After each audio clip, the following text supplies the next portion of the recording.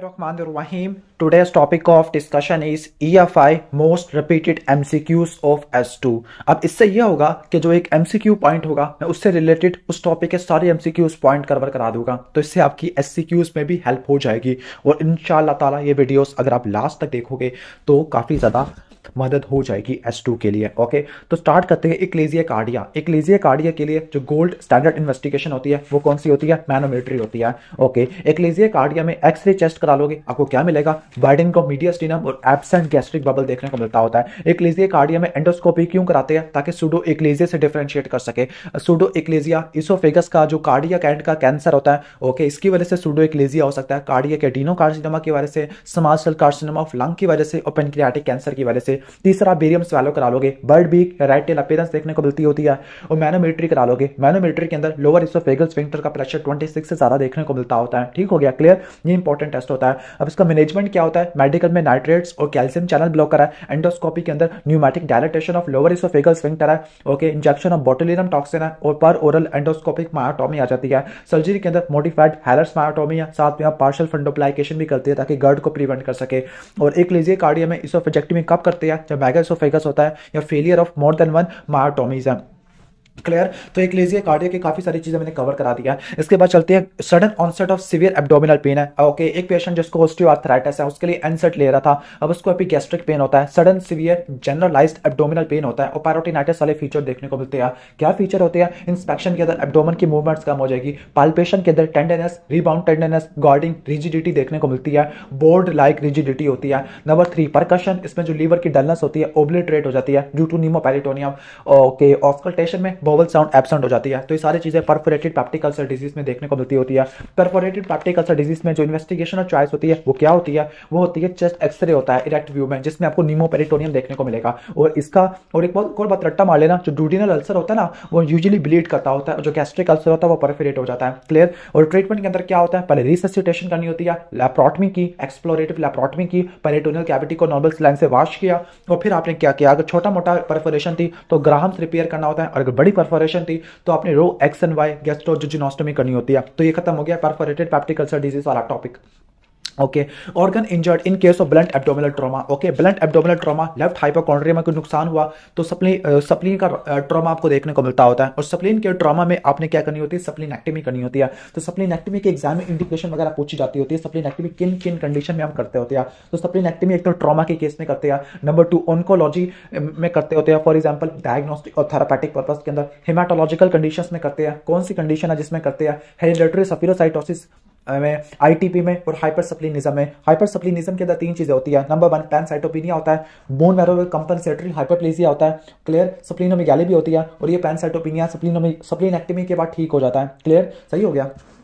तो ये हो जाता है। और स्प्लीनेक्टमी की इंडिकेशन ट्रॉमा, ऑन्कोलॉजी, हेमाटोलॉजिकल और पोर्टल हाइपरटेंशन है। क्लियर? और ट्रॉमा के केस में अगर स्प्लीनेक्टमी करोगे तो सेप्सिस होने की या ओप्सी होने के चांसेस रिलेटिवली कम होते हैं। क्लियर? लेकिन अगर आपने हेमाटोलॉजिकल इंडिकेशन के लिए कर ली, फॉर एग्जांपल हेरिडेटरी सफिरोसाइटोसिस है, आईटीपी है, हाइपरसप्लिनिज्म है, तो इस केस में आपको ओप्सी देखने को मिलती होती है। अपॉर्चुनिस्टिक पोस्ट स्प्लीनेक्टमी इन्फेक्शन आपको देखने को मिलता होता है। क्लियर? ठीक हो गया? तो जिस पेशेंट की आपने स्प्लीनेक्टमी करनी है, आपने इसको कैसे मैनेज करना होता है, ओप्सी को कैसे प्रिवेंट करना होता है। अगर किसी की इलेक्टिव सर्जरी होनी है तो आपने 2 हफ्ते से पहले वैक्सीनेशन आपने देनी होती है। 3 चीजों की वैक्सीनेशन देनी होती है जो ओप्सी करवाते होते हैं, निमोकोकस, मेनिंजोकोकस, हीमोफिलस इन्फ्लुएंजा।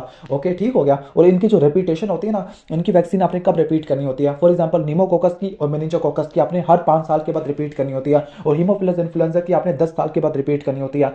कुछ बुक्स इसके ऑपोजिट लिख देती है, लेकिन मैं आपको कंफर्म वाला बता रहा हूं। क्लियर? ओके, ये हो जाएगा। और जो इमरजेंसी में अगर आपने स्प्लीनेक्टमी करनी होती है तो उस केस में जो प्रोफाइलेसिस कब देते होती है? सर्जरी के 2 हफ्ते के बाद, वैक्सीनेशन 2 हफ्ते के बाद देते हैं। अगर इलेक्टिव करनी है तो वैक्सीनेशन हम देते होते हैं 2 हफ्ते पहले। अगर इमरजेंसी में स्प्लीनेक्टमी करनी है तो लीनो रीनल लिगामेंट को काटना है। और अगर इलेक्टिव करनी है तो आपने को पता है कि कौन सा लिगामेंट आपने करना होता है? गैस्ट्रोसप्लीनिक लिगामेंट होता है। ये भी मेरे ख्याल से पास्ट में एमसीक्यू आ चुका है। ओके, कि कौन सा लिगामेंट को आपने करना होता है। इमरजेंसी के अंदर आपने लीनो रीनल और इलेक्टिव के अंदर गैस्ट्रोसप्लीनिक होता है। ठीक हो गया?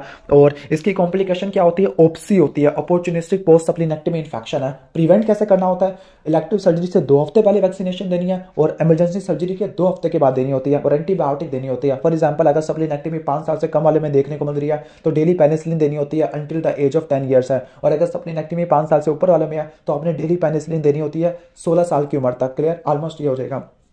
इसके बाद नेक्स्ट चलते हैं gold standard investigation for pancreatic disorder, gold standard ERCP लिखा हुआ है। ओके, बस इन्वेस्टिगेशन और चॉइस बता देता हूँ। पेनक्रियाज के 3 डिजीज रट्टा मारने हैं, 4 कर लो, एक्यूट पेनक्रियाटाइटिस, पेनक्रियाटिक सूडोसिस्ट और पेनक्रियाटिक कैंसर। इन तीनों के लिए कॉन्ट्रास्ट इन सिटी स्कैन होती है, और जो क्रॉनिक पेनक्रियाटाइटिस होता है उसके लिए एमआरसीपी और ईआरसीपी वगैरह करते होती है। क्लियर, ये आपको बता दिया।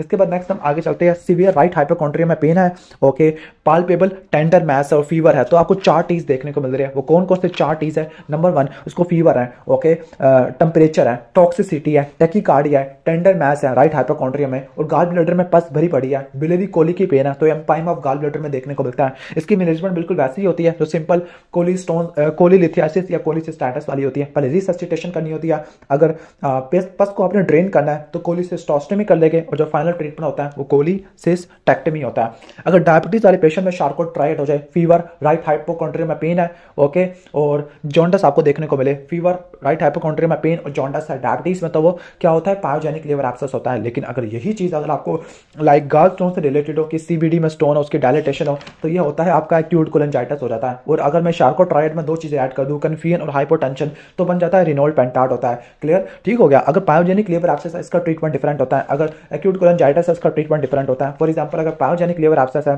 तो इस केस में आपने क्या मैनेजमेंट करनी होती है? आपने इसमें एंटीबायोटिक देनी होती है, मेट्रोनिडाजोल, अमोक्सिलिन, जेंटामाइसिन देनी होती है, और आपने परक्यूटेनियस एस्पायरेशन करनी है कल्चर सेंसिटिविटी के लिए, क्योंकि जो मोस्ट कॉमन काज होता है वो ई कोलाई होता है। क्लियर, जो आपका एक्यूट कोलेंजाइटिस है इसमें मैनेजमेंट डिफरेंट होती है। एक्यूट कोलेंजाइटिस में जो मैनेजमेंट होती है ना, वो आपने इन्वेस्टिगेशन और चॉइस और ट्रीटमेंट और चॉइस दोनों सेम होता है। ईआरसीपी होता है। ईआरसीपी से स्फिंक्टरोटमी करते हैं, पहले पेपिलोटमी करते हैं, फिर स्फिंक्टरोटमी करते हैं, फिर स्टोन को रिमूव कर देते हैं यूजिंग द डोर्मिया बास्केट, या पीटीसी कर सकते होते हैं, साथ टी ट्यूब कोलेंजियोग्राम वगैरह भी कर सकते होते हैं। अब जो टी ट्यूब कोलेंजियोग्राम होता है 7 से लेकर 10 दिन पे करते होते हैं। क्लियर, ठीक हो गया। अगर कोलेंजियोग्राम नॉर्मल है तो आपने टी ट्यूब को निकाल देना होता है, लेकिन अगर कुछ स्टोन नजर आ रहा है तो आपने टी ट्यूब को 4 से लेकर 6 हफ्ते तक रखना होता है, ताकि ट्रैक मैच्योर हो जाए और इसी के हम स्टोन को निकाल सके।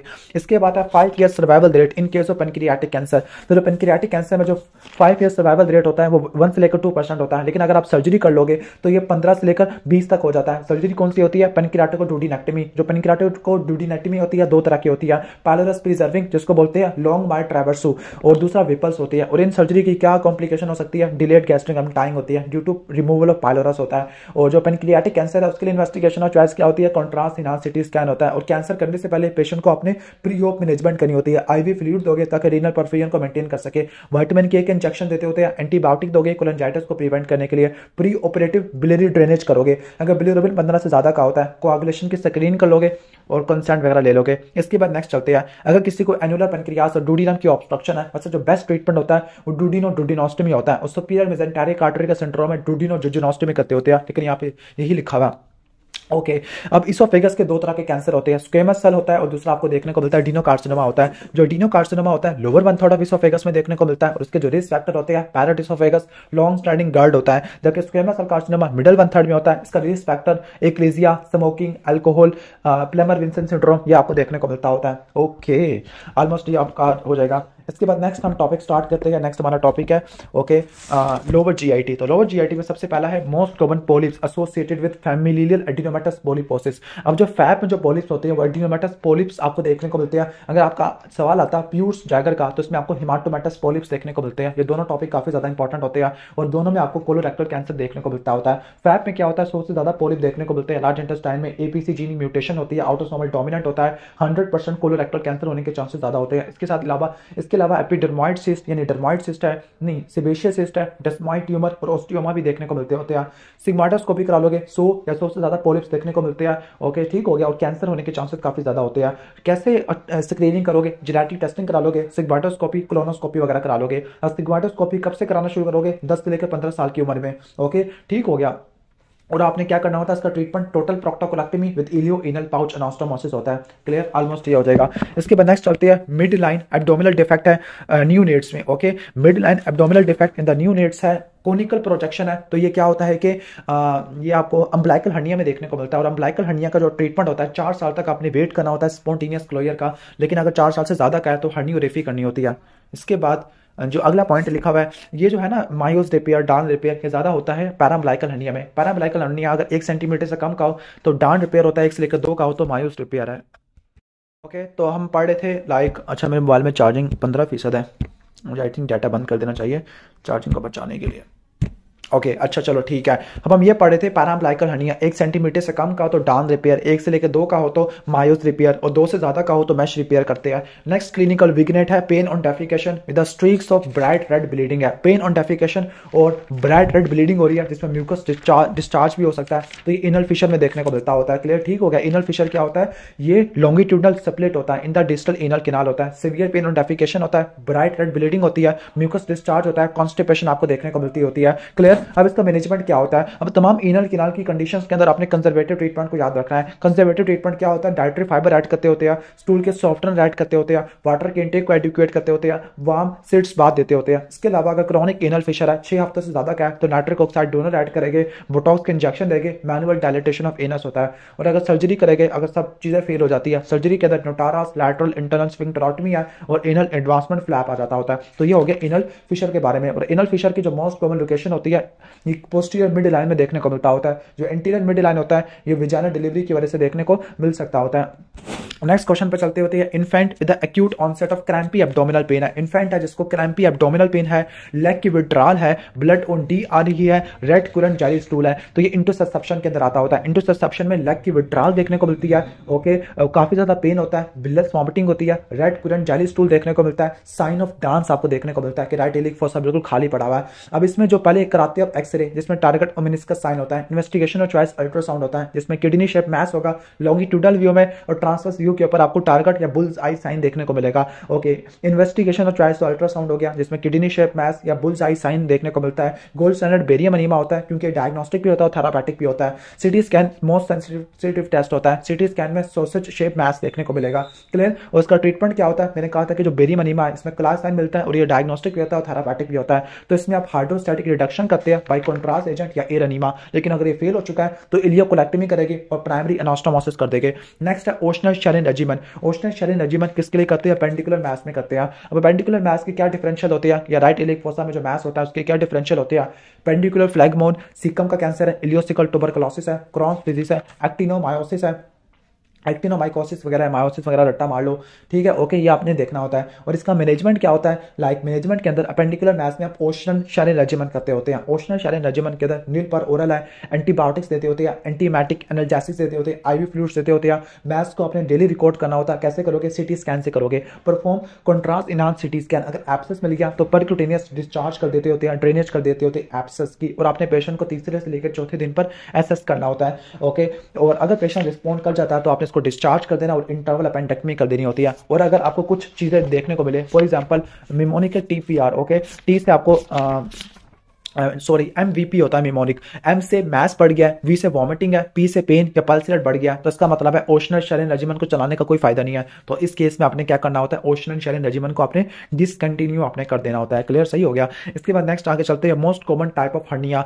इन मेल, चाहे मेल है चाहे फीमेल है, जो मर्जी जेंडर है, तो इंडायरेक्ट हर्निया होता है and it is also the most common strangulated hernia. इस बात से मैं इतना इत्तेफाक नहीं करता होता। Most common strangulated hernia femoral hernia होता है because of narrow neck of femoral canal, okay, या फेमरल हर्निया की नेक काफी ज्यादा होती है, नैरो होती है। और एक और बात रट्टा मार लेना कि जो इंग्वानल हर्निया होती है उसमें सर्जरी कौन सी करते हैं, हर्नियोटमी, हर्नियोरेफी, जिसमें बेसिनीज, शोल्डिस, डसार्डर रिपेयर है, या लैप्रोस्कोपिक सर्जरी कर सकते हैं, TEP या TAP, ओके। जबकि जो आपका होता है ना इंग्वानल हर्निया, फेमरल हर्निया, उसके लिए कौन कौन से करते हैं, लॉकवुड, लुथीसियन, मैकार्डी, या मैकार्डी पढ़ता हूँ या मैकेडी है। क्लियर। इसके बाद है कि जो अपेंडिसाइटिस होता है इसमें कुछ साइंस देखने को मिलते हैं, लाइक ऑब्चुलेटर साइन और इलियोस्वाल साइन। ऑब्चुलेटर साइन का मतलब है पेन फ्लेक्शन पे और इंटरनल रोटेशन पे होगा, पेल्विक अपेंडिसाइटिस में होता है। और जो इलियोस्वाल साइन होता है ये पेन और एक्सटेंशन ऑफ हिप होता है, रिट्रोसिकल अपेंडिसाइटिस में देखने को मिलता होता है। नेक्स्ट है हर्शस्प्रंग डिजीज। हर्शस्प्रंग डिजीज के लिए, हर्शस्प्रंग डिजीज में रट्टा मार लेना कि इसको मेगाकोलोन भी कहते होते हैं। एक गैंग्लियोनिक सेगमेंट होता है, ओके, सही हो गया। क्लियर, एक गैंग्लियोनिक सेगमेंट होता है, बस जो जिस सेगमेंट में गैंग्लियन नहीं होते वो कॉन्स्ट्रिक्टेड पोर्शन होता है, जो डायलेटेड पोर्शन है उसमें नॉर्मल गैंग्लियन सेल्स आपको देखने को मिलते होते हैं। And the investigation of choice is full thickness rectal biopsy है, okay, full thickness rectal biopsy है। इसके अलावा और क्या आपको आपने नोट करना होता है हर्शस्प्रंग डिजीज के अंदर, लाइक हर्शस्प्रंग डिजीज में इसके अलावा आप क्या करा सकते होते हैं, बेरियम एनीमा करा लोगे जिसमें कोनिंग मिलती है, एनोरेक्टल मैनोमीटर करा लेते होते हैं। और सर्जरी के अंदर कौन कौन से होते हैं, स्वेंसन, दोहामिल, सुएवी, ट्रांस एनल प्रोसीजर, उनको बोलते हैं पुल थ्रू प्रोसीजर होता है। ओके ठीक हो गया, मैं तो आपने सर्जरी करनी होती है। इसके बाद है most common intra abdominal abscess. Okay ठीक हो गया, मोस्ट कॉमन जो इंट्रा एब्डोमिनल एब्सेस होती है वो पेल्विक एब्सेस आपको देखने को मिलती है, यानी पूरे एब्डोमेन में जो एब्सेस होती है ना वो पेल्विस में देखने को मिलती है। ये थोड़ी सी अजीब सी बात होगी कि एब्डोमेन अलग चीज़ है, पेल्विस अलग चीज़ है, लेकिन ये फैक्ट है, जो फैक्ट होता है वो फैक्ट ही होते हैं। ठीक हो गया। अगर आपसे पूछे पेल्विस में एब्सेस ज्यादा कॉमन क्यों होती है, बिकॉज अपेंडिक्स पेल्विस में पड़ा होता है और fallopian tube other frequent source of infection होता है, तो ये पैरोटिनाइटिस की वजह से देखने को मिल सकती है पेल्विक एब्सेस। ठीक है, या नास्टोमोटिक लीकेज की वजह से देखने को मिलती होती है। कैसे पता लगेगा कि ये पेल्विक एब्सेस है? ठीक हो गया, जो होती है ना इसमें पेल्विक पेन मिलता है, डायरिया मिलता है, म्यूकस पास होगा स्टूल के अंदर, रेक्टल एग्जामिनेशन के अंदर एंटीरियर रेक्टल वाल की आपको बल्जिंग देखने को मिलती होती है। क्लियर, सही हो गया, ऑलमोस्ट ये हो जाएगा। और जो मोस्ट कॉमन होती है ना फ्रेनिक एब्सेस में या इंट्रापेरिटोनियल एब्सेस में, अगर इंट्रापेरिटोनियल बात करूं मैं, इंट्रापेरिटोनियल एब्सेस तो जो मोस्ट कॉमन होती है वो राइट सब फ्रेनिक होती है, क्योंकि सबसे ज्यादा डीपेस्ट यही होती है। और उसका इन्फेक्शन क्यों होता है? अपेंडिसाइटिस की वजह से, कोलिसिस्टाइटिस की वजह से, या परफोरेटेड वाप्टिक अल्सर डिजीज की वजह से, इस केस में आ जाती होती है। और इसमें राइट सब फ्रेनिक एब्सेस में क्या मिलता है? स्विंगिंग पायरेक्सिया मिलता है, लोकलाइज्ड एब्डोमिनल टेंडरनेस मिलती है, और जो आपको रिकरेंट एब्सेस देखने को मिलती है। ट्रीटमेंट क्या होगा? परक्यूटेनियस ड्रेनेज या ओपन ड्रेनेज आ जाता होता है। Most common anorectal abscess. Okay, अगर इनोरेक्टल एब्सेस के बारे में बात करें तो जो वो मोस्ट कॉमन कौन सी होती है? पेरी एनल एब्सेस होती है। इसके अलावा स्क्यूरेक्टल, पेल्विरेक्टल, सब म्यूकोजल एब्सेस भी आपको देखने को मिलती होती है। Signs of intestinal obstruction in old man है विद कॉफी बीन या omega sign on x ray. Coffee bean या ओमेगा साइन है, एंटी मेजेंटेरिक बॉर्डर की इन्वॉल्वमेंट है, एंटी मेजेंटेरिक नहीं कहना चाहिए था मुझे, एंटी क्लॉकवाइज बोलना चाहिए था। तो ये सिग्मॉइड वाल्वुलस में देखने को मिलता है, क्योंकि जो सीकम का जो वाल्वुलस होता है ना, ओके, वो क्लॉकवाइज होता है, लेकिन सिग्मॉइड का एंटी क्लॉकवाइज होता है, तो ये सिग्मॉइड वाल्वुलस होता है। और इसमें जो मेन जो इन्वेस्टिगेशन और चॉइस होती है वो क्या होती है?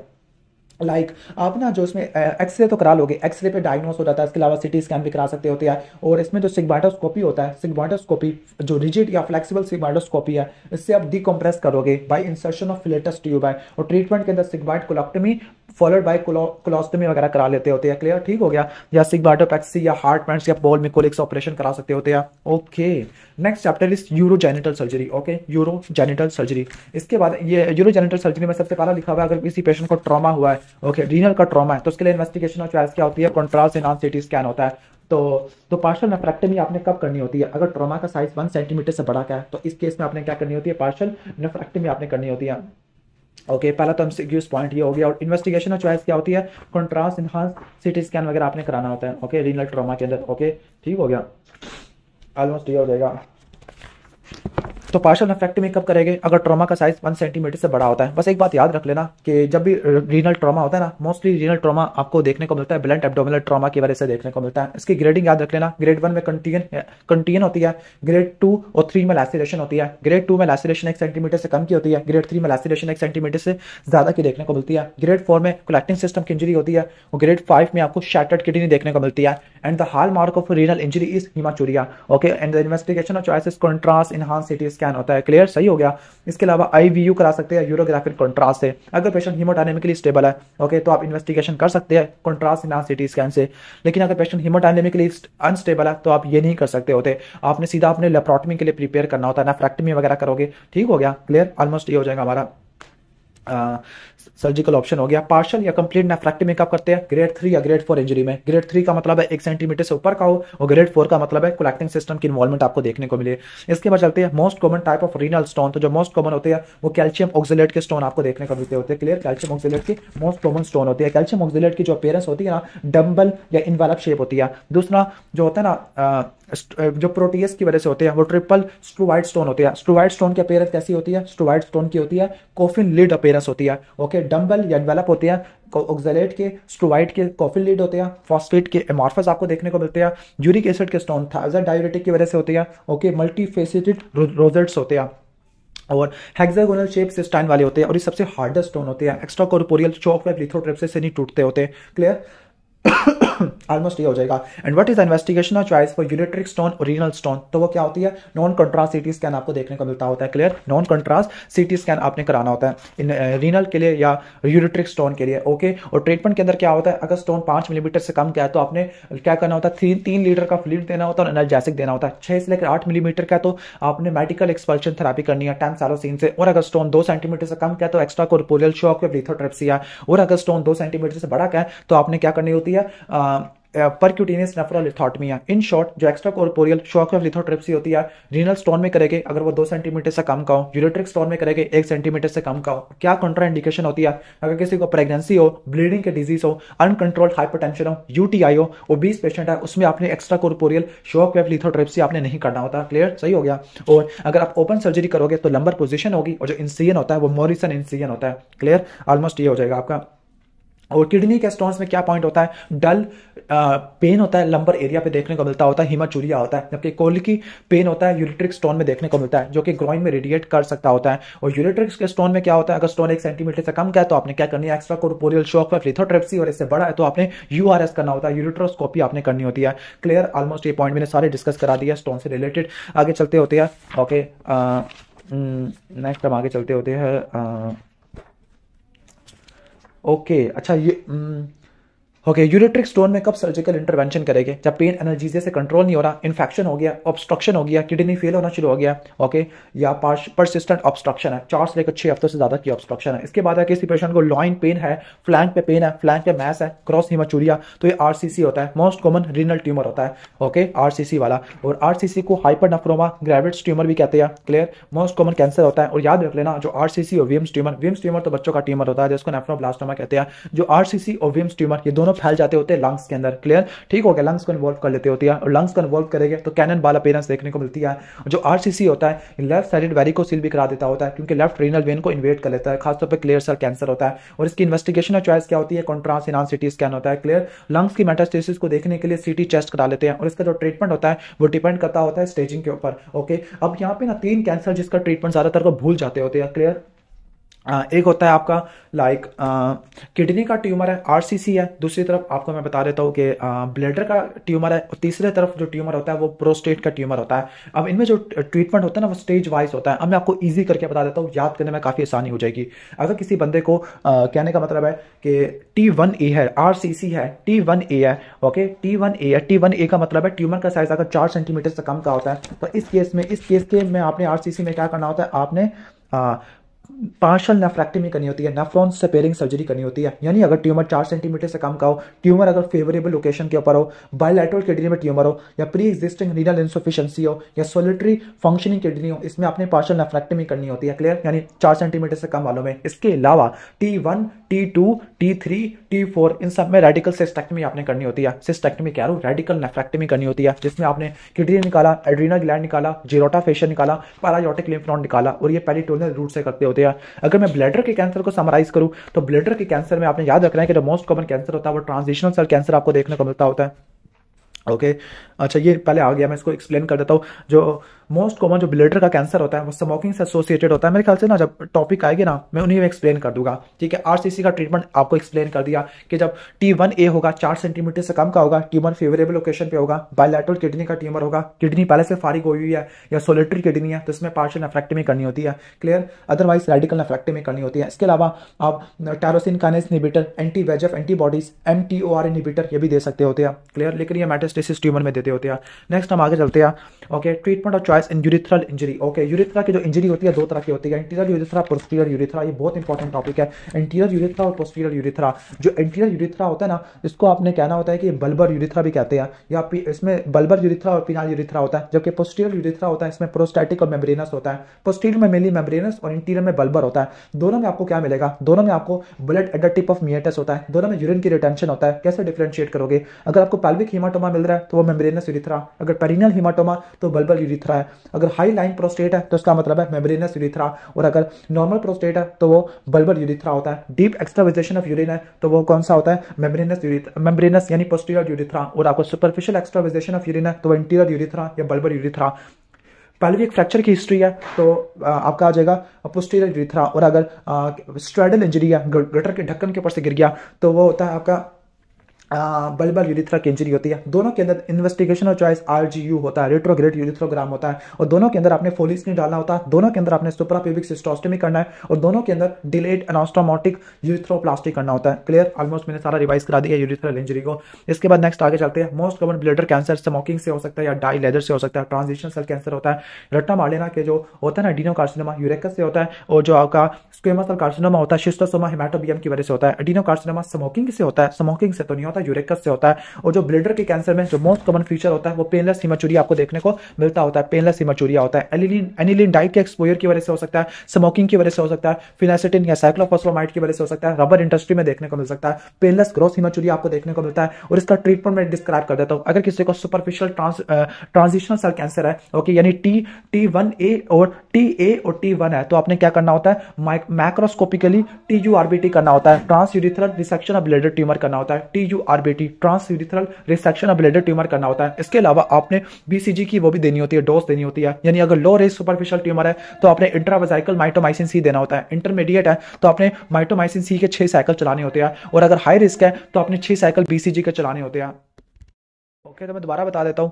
तो सीन ऐसे है कि अगर सुपरफिशियल ट्रांजिशनल सेल कैंसर है तो आपने क्या करना होता है, TURBT करना होता है, और अगर लो रिस्क है तो इसमें आपने इंट्रावेसाइकल माइटोमाइसिन सी देना है 1 राउंड का। अगर इंटरमीडिएट है तो 6 साइकिल देने हैं माइटोमाइसिन सी के, और अगर हाई रिस्क है तो आपने BCG देने हैं 6 साइकिल्स के। अगर T2 या T3 है तो रेडिकल सिस्टेक्टमी या रेडियोथेरेपी कर सकते हैं, और अगर T4 का है तो आपने MVAC इस्तेमाल करना होता है, माइटोमाइसिन, विनब्लास्टिन, एड्रियामाइसिन और सिस्प्लाटिन आ जाता होता है। और सबसे इंपॉर्टेंट सवाल आता है ब्लैडर के कैंसर में कि सिस्टेक्टमी आपने कर दिया, यूरिनरी डाइवर्जन कैसे करोगे? तो या तो आप आइलियल कंड्यूट इस्तेमाल करोगे, यूरिन को आपने डाइवर्ट करना है, यूरिन की ड्रेनेज करनी है, तो या तो आइलियल कंड्यूट इस्तेमाल करोगे, 15 centimetre isolated segment of ileum इस्तेमाल करोगे। ठीक हो गया? ओके, ठीक हो गया। आइलियम इस्तेमाल करोगे, इसकी मिजेंट्री भी ले लोगे और दोनों यूरेटर्स पे इंप्लांट कर दोगे। उसका जो दूसरा एंड होता है इसकी आप इलियोस्टोमी क्रिएट कर दोगे राइट एलिक फोसा के अंदर। इसके अलावा ब्लैडर की रिकंस्ट्रक्शन है, ब्लैडर की रिकंस्ट्रक्शन में न्यू ब्लैडर बनाओगे। कैसे बनाओगे आप? लूप ऑफ आलियम इस्तेमाल कर सकते हैं, इसको बोलते हैं स्टडर पाउच, या फिर आप असेंडिंग क्लोन से मिला सकते होते हैं, इसको बोलते हैं इंडियाना मेन्स पाउच है। ठीक हो गया? असेंडिंग क्लोन को बोलते हैं इंडियाना मेन्स पाउच, और आलियम को यूज करना तो उसको बोलते हैं हम स्टडर पाउच होता है। इसमें क्या करते हैं, यूरेटर को दोनों को इंसर्ट कर देते हैं और पाउच को नॉस्टोमोस कर देते हैं विद द यूरिथ्रा, ताकि कॉन्टिन्यूस प्रोवाइड कर सके। इसके बाद है यूरेट्रोसिग्माइडोस्टोमी। इसमें क्या होता है, दोनों यूरेटर को सिग्माइड क्लोन में इंसर्ट कर देते हैं, लेकिन इसके क्या कॉम्प्लिकेशन देखने को मिलती है? नंबर 1, यूरिन का रिफ्लक्स होगा, इन्फेक्टेड यूरिन का रिफ्लक्स होगा, तो इसकी वजह से क्या हो सकता है, रिकरेंट पायलोनेफ्राइटिस हो सकता है। सबसे इंपॉर्टेंट है हाइपरक्लोरेमिक मेटाबॉलिक एसिडोसिस हो जाएगी, और तीसरा एडिनोकार्सिनोमा हो जाएगा क्लोन का। Okay, clear? इसके बाद है एक ओल्ड मैन है presented with increase urinary frequency. Okay, urinary frequency urgency हो गई है, यानी यूरिनरी ट्रैक सिस्टम अगर आपको देखने को मिलते हैं तो BPH में देखने को मिलती है, और BPH ज्यादा इन्वॉल्व करता होता है, यानी BPH को कैंसर को, ये दोनों काफी इंपॉर्टेंट टॉपिक्स है, और एग्जाम में इंशाल्लाह ताला इनमें से जरूर एक सवाल आएगा BPH या प्रोस्टेट में से। तो जो BPH होता है पेरी यूरिथ्रल या ट्रांजिशन जोन को इन्वॉल्व करता है, लोअर यूरिनरी ट्रैक के सिम्टम देखने को मिलते हैं। वाइडिंग सिस्टम, वाइडिंग सिम्टम्स और स्टोरेज के सिम्टम्स होते हैं। वाइडिंग में hesitancy, poor flow, intermittent stream होता है, यूरिन की ड्रिबलिंग होती है। क्लियर? जो स्टोरेज के सिम्टम्स होते हैं, स्टोरेज के सिम्टम क्या क्या होते हैं? फ्रीक्वेंसी है, ओके, नॉक्चूरिया, अर्जेंसी, अर्जेंट कॉन्टिनेंस और नॉक्टर्नल एन्यूरिसिस आपको देखने को मिलता होता है। ओके, दोनों को डिफरेंशिएट कैसे करते हैं? सबसे पहले तो आपने DRE कराना होता है। DRE में अगर आपको सर्फेस स्मूथ और कॉन्वेक्स है तो वो BPH होता है। अगर सर्फेस स्मूथ नहीं है, ओके, ठीक है, DRE पर सर्फेस स्मूथ नहीं है, सर्फेस हार्ड है, इरेगुलर है, नोड्यूलर है, तो वो कैंसर होता है। दूसरा, अगर मीडियम सर्कस की परसिस्टेंस है तो वो BPH है। अगर ओब्लिटरेट हो गया तो वो कैंसर है। अगर होमोजीनस है तो वो BPH है। अगर कंसिस्टेंसी हेटेरोजीनस है तो वो कैंसर होता है। नॉन टेंडर है, ओके, तो वो कौन सा होता है? BPH होता है। टेंडर है थोड़ा बहुत तो आपको देखने को मिलता होता है लाइक कैंसर में देखने को मिलता होता है। अगर रेक्टल म्यूकोजा फ्रीली मूव कर सकता होता है ग्लैंड के ऊपर से तो वो क्या होता है कि वो BPH होता है। अगर रेक्टल म्यूकोजा चिपक गया ग्लैंड के साथ तो वो क्या होता है कि कैंसर में देखने को मिलता है। दोबारा बता दूं, अगर BPH में सर्फेस स्मूथ और कन्वेक्स होती है, कैंसर में सर्फेस हार्ड, नोडुलर, इरेगुलर होती है। BPH में मीडियम सल्कस परसिस्टेंट होता है, मीडियम सल्कस ओब्लिटरेट होता है कैंसर के अंदर। कंसिस्टेंसी BPH में होमोजीनस होती है, कैंसर में हेटेरोजीनस होती है। BPH में रेक्टल म्यूकोजा को फ्रीली मूव कर सकते हैं, कैंसर में रेक्टल म्यूकोजा को फ्रीली मूव नहीं कर सकते होते। क्लियर? ऑलमोस्ट आ गया। इसके अलावा PSA का लेवल करा लेते होते हैं। ओके, PSA का लेवल क्या होगा? BPH में यूजुअली क्या होता है? 4 से कम होता है, कैंसर में 10 से या 20 से ऊपर होना चाहिए। क्लियर? और जो मेन इन्वेस्टिगेशन चॉइस होती है BPH के लिए वो क्या होती है? यूरोडायनेमिक स्टडीज होती है। ब्लैडर आउटफ्लो ऑब्स्ट्रक्शन पता लगता है, यूरिन का फ्लो रेट क्या हो जाएगा? कम हो जाएगा, 10 से कम हो जाएगा, और जो प्रेशर होता है वो 80 से ऊपर आपको देखने को मिलेगा। यूरिन फ्लो रेट और प्रेशर को आपने देखना होता है। क्लियर? सही हो गया? तो यूरिन का फ्लो रेट 10 से कम हो जाएगा, प्रेशर 80 से ज़्यादा देखने को मिलता होता है। क्लियर, ऑलमोस्ट ये हो जाएगा। और बीपीएच में क्या करते होते हैं, टर्प वगैरह करते होते हैं, और टर्प की क्या कॉम्प्लिकेशन होती है, टर्प सिंड्रोम हो जाएगा। लाइक अगर आप 1.5% ग्लाइसिन इस्तेमाल करते हैं तो उसकी वजह से क्या होगा, हाइपोनाट्रीमिया हो जाएगा। इसको ठीक करने के लिए आईवी फुरासिमाइड और 3% हाइपोटोनिक नॉर्मल सलाइन देते होते हैं। ओके इसके बाद नेक्स्ट चलते हैं, most common cancer associated with undescended testis है। तो अनडिसेंडेड टेस्टिस का जो मोस्ट कॉमन कैंसर होता है वो सेमिनोमा देखने को मिलता होता है, and is the most common testicular cancer. Okay testicular cancer जो मोस्ट कॉमन होता है वो यही होता है, सेमिनोमा वाला आपको देखने को मिलता होता है। क्लियर, सही हो गया। इसके अलावा मैं कुछ और एमसीक्यूज पॉइंट बता दूं, जो टेस्टिकुलर ट्यूमर होते हैं मोस्टली मैलिग्नेंट होते हैं, इनका लिम्फेटिक सेपरेट होता है, पैरायोटिक लिम्फ नोड कन्वॉल्व करता होता है। मोस्ट कॉमन सेमिनोमा होता है, रेडियो सेंसिटिव होता है, 35 से लेकर 45 में देखने को मिलता है, पैरायोटिक लिम्फ नोड कन्वॉल्व करता है। ओके मॉर्फोलॉजी होमोजीनस होती है। ओके होमोजीनस मैच बनाना शुरू कर देता होता है। ओके इन्वेस्टिगेशन ऑफ चॉइस क्या होती है, ओके बायोप्सी वंस अगेन होती है, लेकिन बायोप्सी आपने क्या पहले आपने ऑर्किडेक्टमी करनी होती है। क्लियर, ठीक हो गया। इसमें कभी भी आपने स्क्रोटल इंसिजन नहीं देना कैंसर में, बल्कि हाई इंग्वाइनल ऑर्किडेक्टमी करनी होती है। ठीक है, ठीक है। फिर इसके बाद आप हिस्टोपैथोलॉजी वगैरह करा लेते होते हैं। अगर सेमिनोमा स्टेज 1 का है तो आपने क्या करनी होती है, लाइक सर्विलेंस वगैरह करनी होती है, प्लेटिनम बेस्ड कीमोथेरेपी देते हैं। क्लियर, अगर स्टेज 2, 3, 4 का है तो आपने बिलियोमाइसिन, एटिपोसाइड और प्लेटिनम एनालॉग्स वाली आपने कीमोथेरेपी वगैरह देनी होती है। क्लियर, ऑलमोस्ट हो गया टेस्टिकुलर कैंसर। इसके बाद अगर किसी पेशेंट को एक्यूट सीवियर यूनिलैटरल पेन है ग्रॉइन के ऊपर, वॉमिटिंग है और स्क्रोटल स्किन की वार्मिंग वगैरह हो गई है और प्री हार्ट टेस्ट नेगेटिव है, तो टेस्टिकुलर टॉर्शन में देखने को मिलता है। ये टेस्ट, ये क्या होती है, ये इमरजेंसी होती है। ठीक हो गया। इसमें सीवियर पेन आपको देखने को मिलता है। क्यों, क्या काज होते हैं, number 1 inversion of testis, number 2 bell clapper deformity होता है, मोस्ट कॉमन एब्नॉर्मैलिटी होता है, नंबर 3 लॉन्ग मीसोआर्कियम, इनकी वजह से देखने को मिलता होता है। 10 से लेकर 25 साल वाले में देखने को मिलता होता है। Sudden onset of agonising pain होता है ग्रॉइन में। ओके टेस्टिस टेंडर होते हैं, हाई स्क्रोटम होते हैं। इसके अलावा यहाँ पे आपको एक साइन देखने को मिलता है। ओके डैमिंग साइन और एंजल साइन होता है। ओके डैमिंग साइन क्या होता है कि जो अफेक्टेड टेस्टिस है वो हाई पोजीशन होते हैं because of twisting of cord and the spasm of cremaster muscle, जिसकी वजह से जो अफेक्टेड टेस्टिस है ऊपर की तरफ चला जाता होता है। जो एंजल साइन होता है इसमें क्या होता है, जो ऑपोजिट टेस्टिस होता है वो हॉरिजॉन्टली पड़ा होता है बिकॉज ऑफ प्रेजेंस ऑफ मीसोआर्कियम। तो ऑपोजिट टेस्टिस हॉरिजॉन्टली है, तो एंजल साइन है। डैमिंग साइन क्या होता है, जो सेम टेस्टिस होता है वो ऊपर की तरफ चला गया होता है। क्लियर, सही हो गया। और इसका ट्रीटमेंट क्या होता है, सर्जिकल एक्सप्लोरेशन आपने किया है, फिर ये देखना है कि टेस्टिस जिंदा है या मुर्दा है। ओके कैसे पता लगेगा, आप ना वार्म सेलाइन गोज 100% ऑक्सीजन देते हैं या डॉपलर अल्ट्रासाउंड करते हैं। अगर टेस्टिस जिंदा है तो आपने फिक्स करना होता है to the scrotal sac using the 2 to 3 non absorbable suture, Prolene का इस्तेमाल करते हैं। अगर टेस्टिस मर गया तो आपने ऑर्किडेक्टमी करना, और दूसरे टेस्टिस की भी आपने ऑर्किडोपैक्सी करनी होती है। Most common congenital renal anomaly जो कि कॉर्डी और हुडेड फोरस्किन से एसोसिएटेड होती है, वो हाइपोस्पेडिया होता है, और ये आपको अनडिसेंडेड टेस्टिस में भी देखने को मिलता होता है। ये एसोसिएशन आपको देखने को मिलती होती है। हाइपोस्पेडिया का मतलब है कि जो होता है ना एक्सटर्नल यूरिथ्रल मीएटस है वो आपकी वेंट्रल सरफेस के ऊपर ओपन हो रहा है। अगर डोर्सम पे हो तो एपिस्पेडिया होता है। ओके और हाइपोस्पेडिया की 3 टाइप होती है, एंटीरियर, मिडल और पोस्टीरियर वगैरह आपको देखने को मिलती होती है। और हाइपोस्पेडिया में क्या करते हैं, ओके डेनिस ब्राउन ऑपरेशन करते हैं, उसके अलावा MAGPI ये करते होती है, बाकी और कुछ भी याद नहीं करना इसका। Okay next is musculoskeletal system, this is the system जिससे मुझे बहुत ज़्यादा नफरत होती है। ओके अच्छा चलो ठीक है, करना तो पड़ेगा वैसे भी।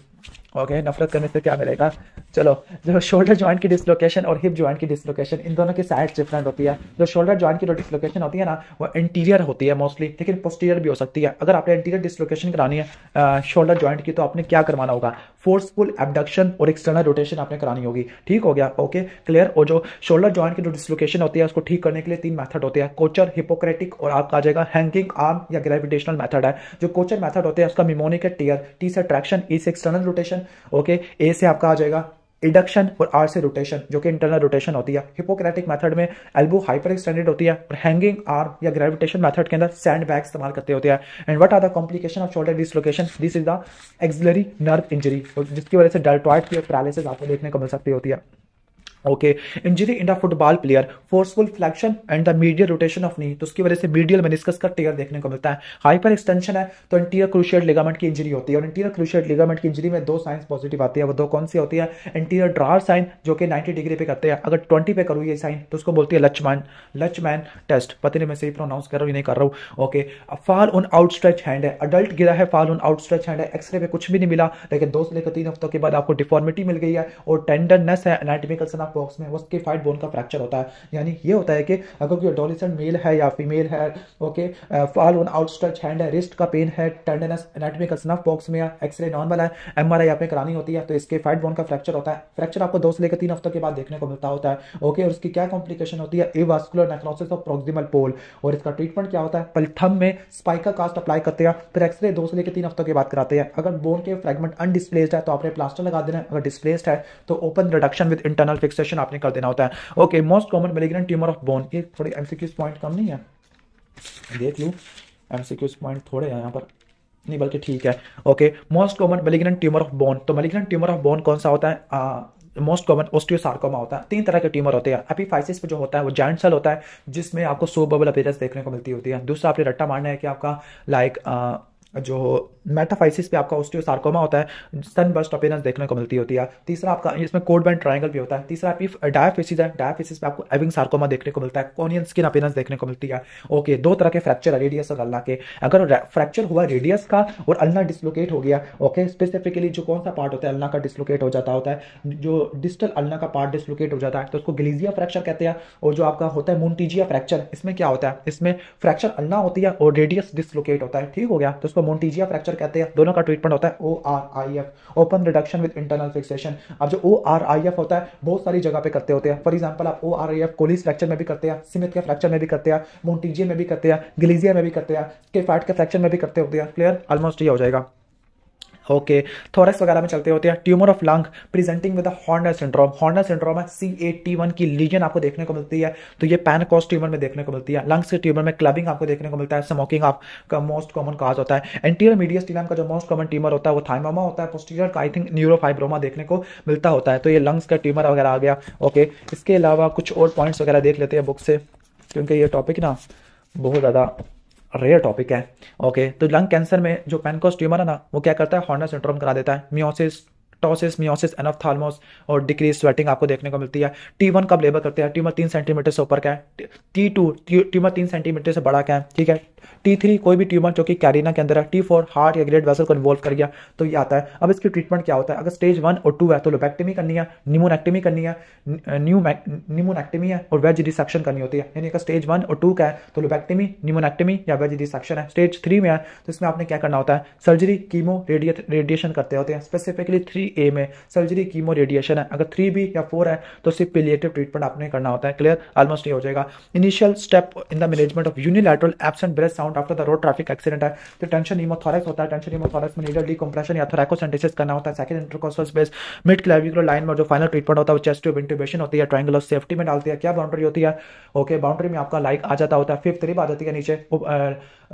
इसके अलावा anterior axillary fold, posterior axillary fold. जो एंटीरियर एक्सिलरी फोल्ड होते हैं ये पेक्टोरलिस मेजर से बनते हैं और जो पोस्टीरियर एक्सिलरी फोल्ड होते हैं लेटिसमस डोर्साई से बनते होते हैं। इसके बाद नेक्स्ट आगे चलते हैं यूनिलैटरल एब्सेंट। अच्छा, ये सारे ना चेस्ट ट्रॉमा वाला टॉपिक है। चेस्ट ट्रॉमा में आपने आपको शायद प्री कह रहा हूँ, जो जनरल सर्जरी में मैंने डेडली डजन बताए थे उसको पढ़ के चला जाना, ठीक हो गया। ओके, लाइक अगर किसी को टेंशन हीमोथोरैक्स है तो थोरैकोसेंटेसिस और थोरैकोस्टमी करते हैं। और अगर कहने का मतलब है किसी को ओपन हीमोथोरैक्स है तो स्टीराइल ओकुलोसिव प्लास्टिंग ड्रेसिंग करते हैं। अगर किसी को फ्लेयर चेस्ट होता है तो उसमें आपने एनाल्जेसिया, फिजियोथेरेपी और ऑक्सीजन देते हैं और इंटरमिटेंट पॉजिटिव प्रेशर वेंटिलेशन देते हैं। अगर किसी को कार्डिक टेम्पोनार्ड है तो आप क्या करते हैं, इकोकार्डियोग्राफी और ई फास्ट कराते होते हैं। अगर किसी को हीमोथोरैक्स है जिसमें डल परकशन और आपको देखने को मिलता होता है और जेवीपी कोलैप्स हो जाती है तो इस केस में आपने क्या करना होता है, चेस्ट ट्यूब इंट्यूबेशन करनी होती है। और एक और इंपॉर्टेंट एससीक्यू आ सकता है कि इसमें थ्रैकोटमी कब करते होते हैं, थ्रैकोटमी की क्या इंडिकेशन होती है। थ्रैकोटमी की ये इंडिकेशन होती है कि अगर आपको 1500 से ज्यादा का ब्लड मिल गया चेस्ट ट्यूब के अंदर, या आपको 200 से लेकर 300 ब्लड मिल गया 3 से लेकर 4 घंटों में, या क्लॉटेड हीमोथोरैक्स है या ब्लीडिंग नहीं रुक रही, तो इस केस में आपने थ्रैकोटमी करनी होती है। क्लियर, सही हो गया। और थ्रैकोटमी के इसके अलावा और भी इंडिकेशन होती है। फॉर एग्जांपल कार्डिक मसाज के लिए, ओके, कोई हेमरेज हो गया उसको रोकने के लिए, या थोरैसिक एयोर्टा की क्लैंपिंग के लिए हम करते होते हैं थोरैकोटमी। ओके, अब थोरैकोटमी की बहुत सारी पोजीशन है वो किसी काम की नहीं है। इसके बाद most common symptom of thoracic outlet syndrome. तो जो थोरैसिक आउटलेट सिंड्रोम है, जो मोस्ट कॉमन फीचर आपको देखने को मिलता है वो pen and paresthesia in C8 और T1 नर्व डिस्ट्रीब्यूशन। ओके, तो ये थोरैसिक आउटलेट सिंड्रोम हो जाएगा। ओके, थोरेसिक आउटलेट सिंड्रोम तो ये हार्ट एंड ग्रेट वेसल वाले में से आता होता है, हाँ इस चैप्टर में से आता होता है। और थोरेसिक आउटलेट सिंड्रोम में क्या होता है, अल्नर नर्व कंप्रेस हो जाएगी C8 और T1, सबक्लेवियन आर्टरी डैमेज हो जाएगी और सबक्लेवियन वेन ऑब्स्ट्रक्शन हो जाएगी। ठीक हो गया, तो ऑलमोस्ट ये हो जाएगा। ट्रीटमेंट क्या होता है, सर्जिकल डिकम्प्रेशन है, एक्ससीजन ऑफ फर्स्ट स्ट्रिप आपको देखने को मिलती होती है। ठीक है, इसके बाद नेक्स्ट हम आगे चलते होते हैं। Okay, heart and the great vessel वाला टॉपिक है। Okay, management in case of aortic aneurysm. अगर अयोर्टिक एनेरिज्म 5.5 सेंटीमीटर से बड़ा है तब आपने रिपेयर करना होता है। What are the indication of surgery, number 1 symptomatic aortic aneurysm हो, नंबर 2 एसिम्प्टोमेटिक है लेकिन 5.5 से बड़ा है, नंबर 3 मार्फन सिंड्रोम है, नंबर 4 अयोर्टिक वाल्व की इनसफिशिएंसी या एम्बोलिज्म है। इस केस में आपने रिपेयर करना होता है। और अगर रप्चर हो चुका है एब्डोमिनल अयोर्टिक एनेरिज्म तो उसका ट्रायड होता है, एब्डोमिनल पेन या बैक पेन, पल्सेटाइल मैस और शॉक होता है। सबसे पहले आपने डायग्नोस करना होता है। नंबर 2 रिससिटेशन देनी होती है। नंबर 2 परमिसिव हाइपोटेंशन है, 100 से ऊपर ब्लड प्रेशर नहीं रखना होता। यूरिनरी कैथेटराइजेशन करनी होती है, 6 यूनिट ब्लड देनी होती है और ओटी में आपने शिफ्ट करना होता है। और क्या करना होता है, आपने जो टीयर है उसको एक्साइज करना है, उसको रिप्लेस कर देना ग्राफ्ट से। इसके बाद एयोर्टिक डायसेक्शन है। एयोर्टिक डायसेक्शन में हाइपरटेंशन की हिस्ट्री मिलती है, टीयरिंग इंटरस्कैपुलर पेन होता है जो कि बैक पे रेडिएट करता है, हाई ब्लड प्रेशर देखने को मिलता होता है। स्पेसिफिकली आपको एसिमेट्री मिलती है ब्लड प्रेशर की, 2 अपर लिम्ब में या अपर लिम्ब में या लोअर लिम्ब में। इसकी 2 टाइप होती है, Stanford type A, Stanford type B. जो स्टैनफोर्ड टाइप ए होता है ना, इसमें असेंडिंग एयोर्टिक इन्वॉल्वमेंट होती है, इसका आपने फौरन सर्जरी करनी है। टाइप बी में डिसेंडिंग एयोर्टिक होती है, इसमें आपने ब्लड प्रेशर से मॉनिटरिंग करनी होती है, एंटी हाइपरटेंसिव ड्रग आपने इस्तेमाल करनी होती है। टाइप ए में एयोर्टा को एक्सरसाइज करना होता है विद टीयर। ओके, उसको रिप्लेस करना होता है सिंथेटिक ग्राफ से जो कि आप पॉली टेट्राफ्लोरोइथेन वाला इस्तेमाल करते होते हैं। And what is the investigation of choice for aortic dissection. अगर पेशेंट अनस्टेबल है तो आपने क्या करनी है, ट्रांसइसोफेजियल इकोकार्डियोग्राफी है। स्टेबल है तो सीटी एंजियोग्राफी कराते हैं। चेस्ट एक्सरे में मीडियोस्ट्रीनल वाइडनिंग मिलता है।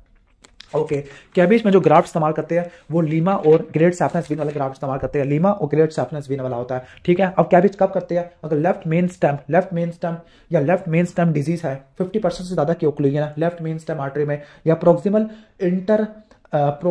लेफ्ट इंटीरियर इंटरवेंट्रिकुलर आर्टरी, इसकी 50% स्टेनोसिस है, 2 या 3 कोरोनरी आर्टरी की डिजीज है, ट्रिपल वेसल डिजीज है, पुअर वेंट्रिकल का फंक्शन है, या आपकी एंजियोप्लास्टी फेल हो चुकी है। तो क्या क्या इंडिकेशन होती है, दोबारा बता देता हूं, जो लेफ्ट मेन आर्टरी है या फिर लेफ्ट एंटीरियर इंटरवेंट्रिकुलर आर्टरी है उसकी 50% से ज्यादा स्टेनोसिस होना, या तीनों कोरोनरी आर्टरी आ गई है, पुअर लेफ्ट वेंट्रिकल का फंक्शन है, या फिर एंजियोप्लास्टी फेल हो चुकी है, उसी केस में आपने करनी होती है। इसके बाद नेक्स्ट है कि ड्यूरेशन ऑफ एस्प्रिन और क्लोपिडोग्रेल आफ्टर कार्डिक स्टंटिंग, तो आपने 1 साल तक आपने चलानी होती है। सिवियर पेन इन काफ, ये तो जनरल वाला सवाल आ गया। Okay, severe pain in calf on the walking जो कि रेस्ट लेने पर ठीक हो जाता होता है उसको क्रॉनिक इस्कीमिया या इंटरमिटेंट क्लॉटिकेशन कहते हैं। और अगर रेस्टिंग पेन अल्सरेशन गैंग्रीन हो तो वो क्रिटिकल इस्कीमिया होता है। इसको ज्यादा एक्सप्लेन नहीं करूंगा क्योंकि ऑलरेडी इसको हम वहाँ पे पढ़ चुके हैं S1 के अंदर।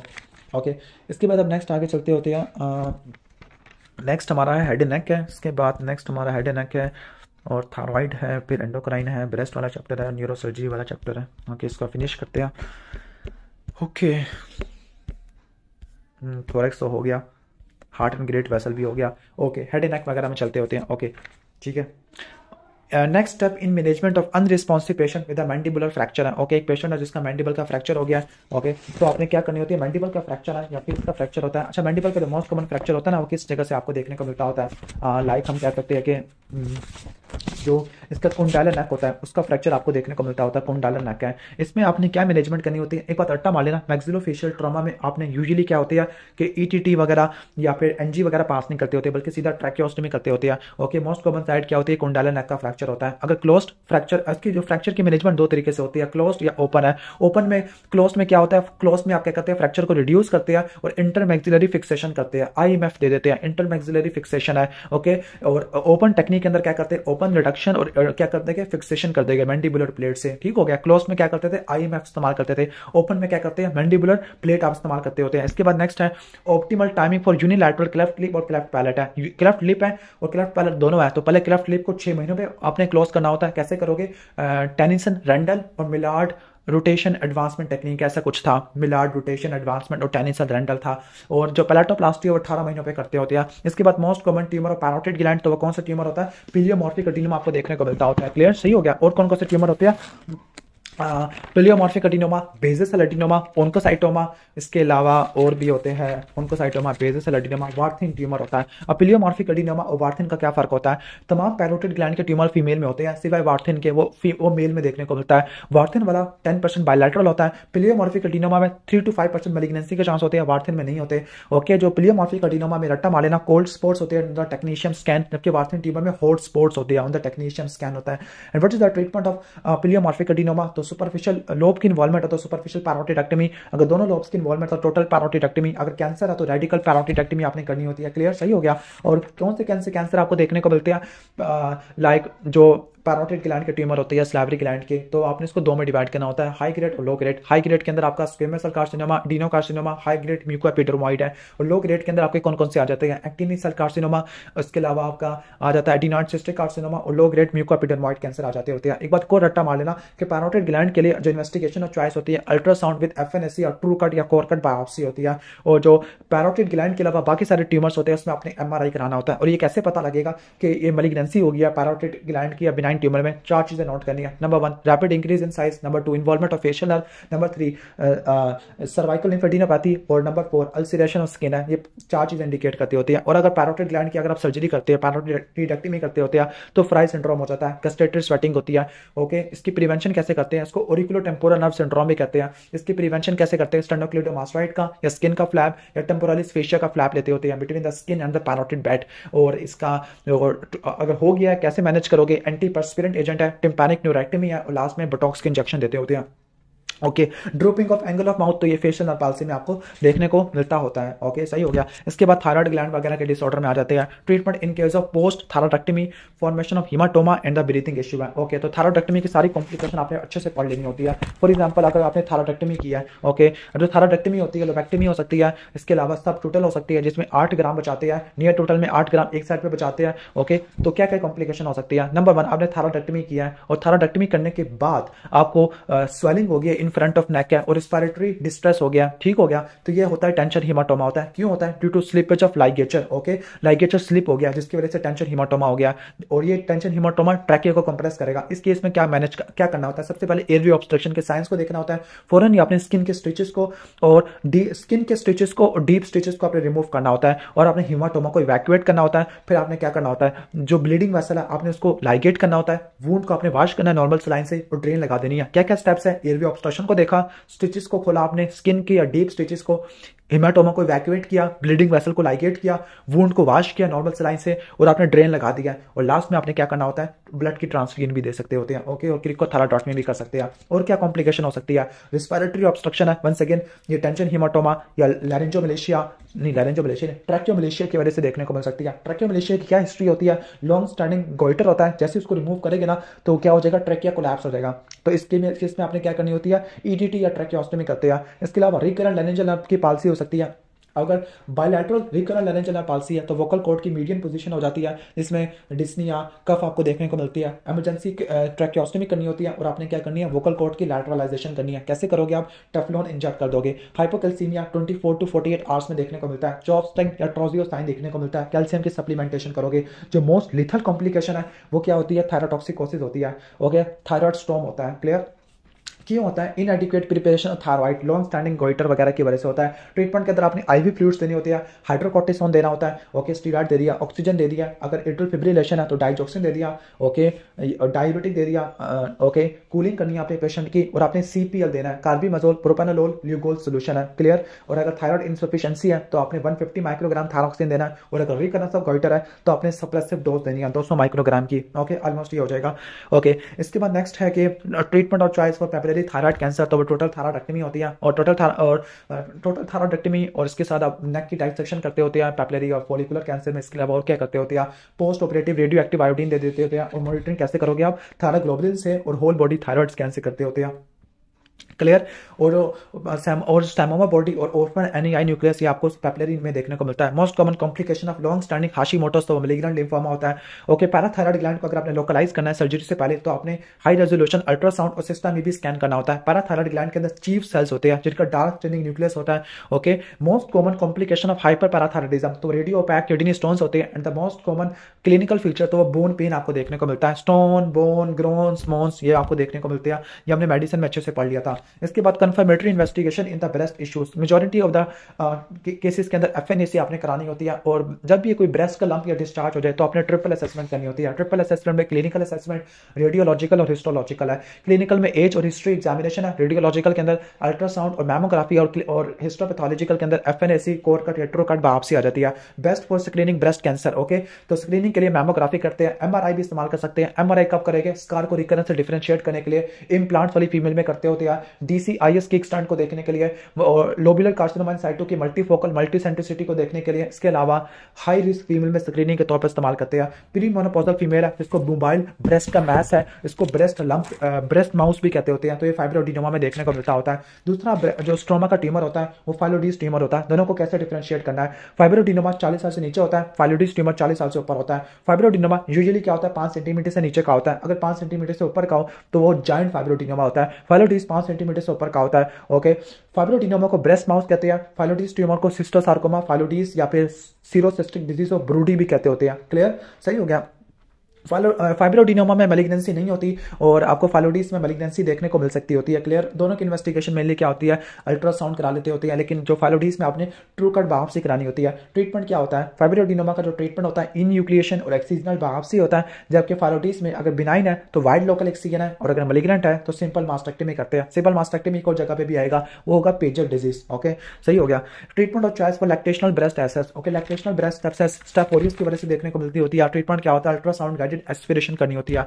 Nerve injured during the modified radical mastectomy, और आप अपने हाथ को फोल्ड नहीं कर सकते बिहाइंड द आर्म और दूसरे तक नहीं पहुंच पाते। ओके, तो in short flexion, medial rotation नहीं कर पा रहे। ओके, यानी एबडक्शन और इंटरनल रोटेशन नहीं कर पा रहे। तो ये किसकी वजह से होती है? थोरैकोडोर्सल नर्व डैमेज हो चुकी है, जो कि लैटिसिमस डोर्साई को सप्लाई करती है। अब एक बात रट्टा मार लेनी है कि जो मॉडिफाइड रेडिकल मास्टेक्टमी है इसमें कौन कौन से स्ट्रक्चर को आपने बचाना होता है। ओके, या नर्व्स को बचाना होता है। स्ट्रक्चर कौन कौन से है? Axillary vein, long thoracic nerve आ जाती है, थोरैकोडोर्सल आ जाती है। इसके अलावा आपके और कौन सी आ जाती है? ओके, इंटरकोस्टल ब्रेकियल, सैफ्लिक वेन और पेक्टोरलिस मेजर वगैरह, इनको आपने बचाना होता है। ठीक हो गया। उसकी कॉम्प्लिकेशन क्या हो सकती है? सिरोमा हो सकता है। ओके, विंगिंग ऑफ स्कैपुला हो सकता है, आर्म का डीमा, एक्सिलरी वेन की थ्रोम्बोसिस हो जाती है, फ्लैप की नेक्रोसिस आपको देखने को मिल सकती होती है। ओके, और एक और सवाल आ सकता है कि कौन से स्ट्रक्चर आप निकालते होते हैं पैटीज मास्टेक्टमी में या मॉडिफाइड रेडिकल मास्टेक्टमी में? पूरा ब्रेस्ट निकालते हैं, निप्पल एरियोला कॉम्प्लेक्स निकालते हैं, लेवल 1 और 2 लिम्फ नोड निकालते हैं, और फैट और फेशिया ऑफ एक्सिला निकाल देते होते हैं। Treatment of choice for massive malignant recurrent already explain कर चुका हूं, सिंपल मास्टेक्टमी होती है। सिंपल मास्टेक्टमी पेजर डिजीज में भी करते होते हैं।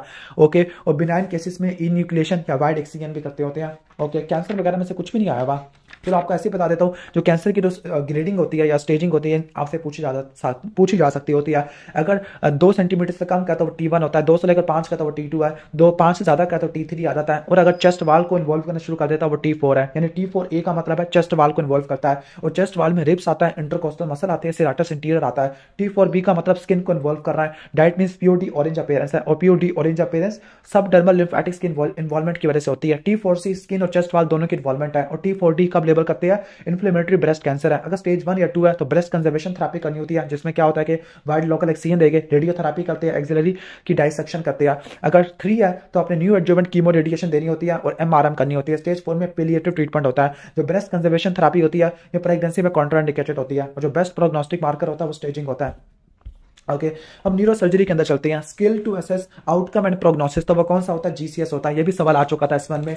आई response, verbal response, motor response आपको देखने को मिलता होता है। क्लियर? और GCS की बेस पर हम हेड की इंजरी बनाते होते हैं। माइनर हेड इंजरी का मतलब है GCS 15/15 है और कोई लॉस ऑफ कॉन्शियसनेस नहीं है, और अगर माइल्ड है तो उसका मतलब है कि जो GCS है वो 14 या 15 है विद लॉस ऑफ कॉन्शियसनेस है। मॉडरेट के अंदर क्या होता है? 9 से लेकर 13 होता है, जबकि सीवियर में क्या होता है? 3 से लेकर 8 होता है GCS। क्लियर? ऑलमोस्ट ये हो जाएगा। ओके, और जो प्राइमरी सर्वे होता है न्यूरो सर्जरी के अंदर, उसमें क्या क्या होता है? ब्रीदिंग, सर्कुलेशन को देखना, ओके, डिसेबिलिटी यानी GCS वगैरह को देख लेना, फोकल न्यूरोलॉजिकल डेफिसिट और ग्लूकोज वगैरह के लेवल को देख लेना। क्लियर? इसके बाद वेसल अफेक्टेड इन एपिड्यूरल और एक्स्ट्राड्यूरल। ओके, ये बहुत इंपॉर्टेंट है। जो एपिड्यूरल हेमाटोमा होता है ना, ये आपको यंग इंडिविजुअल में देखने को मिलता है, हाई प्रेशर वेलोसिटी एक्सीडेंट की वजह से देखने को मिलता है। जो सबड्यूरल होता है ये होता है बूढ़े पेशेंट में, एंटीकोगुलेंट की हिस्ट्री होती है, क्रॉनिक हिस्ट्री होती है। ओके, जो एक्स्ट्राड्यूरल हेमाटोमा होता है इसमें मिडल मेनिंजियल आर्टरी रप्चर होती है, टीबियन का फ्रैक्चर होता है, जबकि जो आपका होता है ना, कहने का मतलब है सब ड्यूरल, इसमें कॉर्टिकल ब्रिजिंग वेन की टीयर देखने को मिलता होता है। दोनों में आईसीपी ज्यादा होगा, लेकिन जो रैपिड सिम्टम्स होते हैं वो एक्स्ट्रा ड्यूरल में होते हैं, ग्रेजुअल आपको सब ड्यूरल में देखने को मिलते हैं। दोनों के लिए investigation of choice non contrast CT scan होता है। एक्स्ट्रा ड्यूरल के अंदर आपको क्या मिलेगा, okay, by convex shape opacity मिलेगी या लेंटी फॉर्म या फिर या लेमन शेप मिलती है, लेमन शेप, बाई कन्वेक्स या लेंटी फॉर्म। जबकि सब ड्यूरल के अंदर क्या मिलता है, कॉनकेवो कन्वेक्स है, डी शेप है, बनाना शेप है, क्रीसन शेप ओपेसिटी मिलती होती है।